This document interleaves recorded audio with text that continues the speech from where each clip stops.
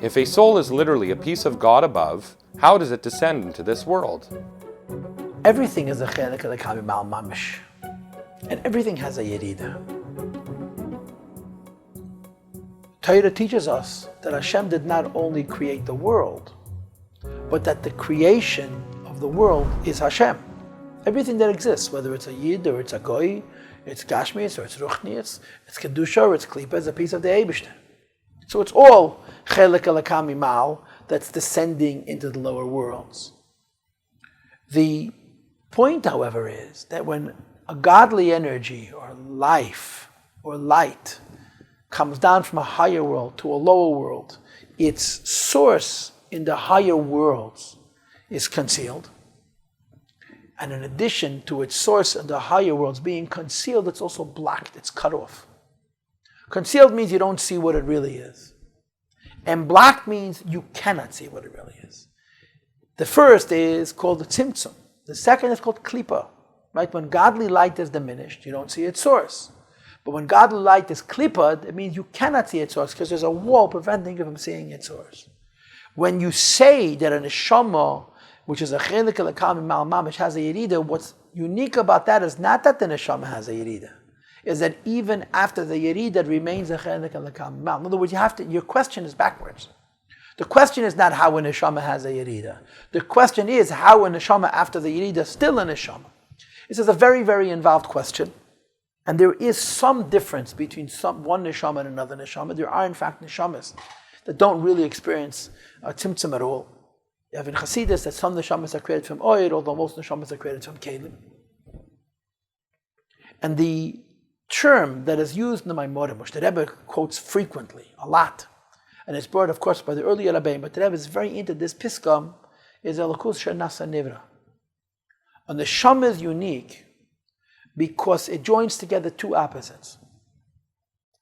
Most of creation is called Nivra.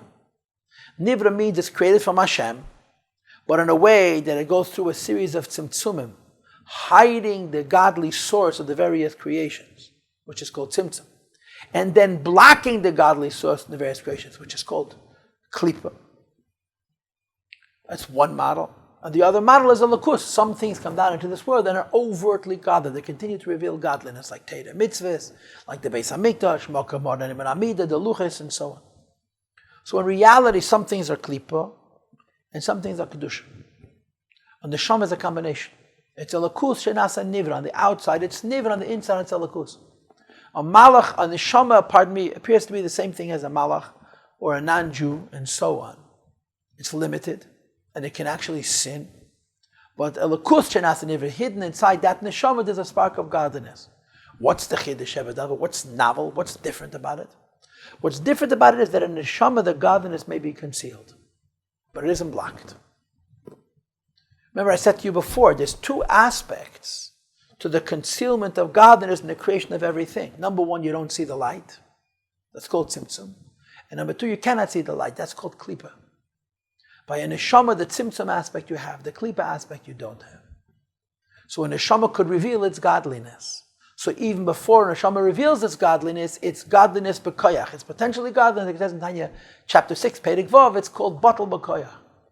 Now more specifically, there's different levels of the neshama.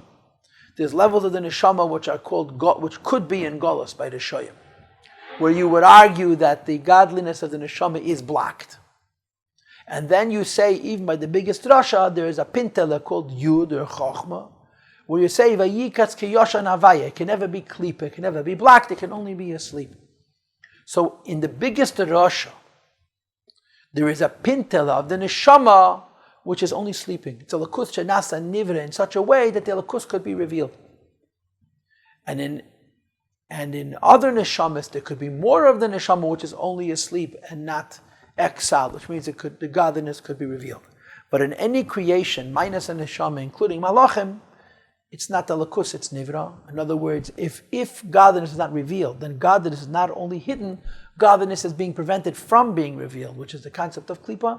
And the rule is, ein chovash materes atzmei, mebeisa asurim, a prisoner cannot redeem himself, which is why we speak about the idea of birurim, that neshamas all come down into this world to remove the klipas, remove the peels, the blockages from other creations, and show the godliness not only of themselves but other creations, because those other creations cannot show their own godliness because they're klipa.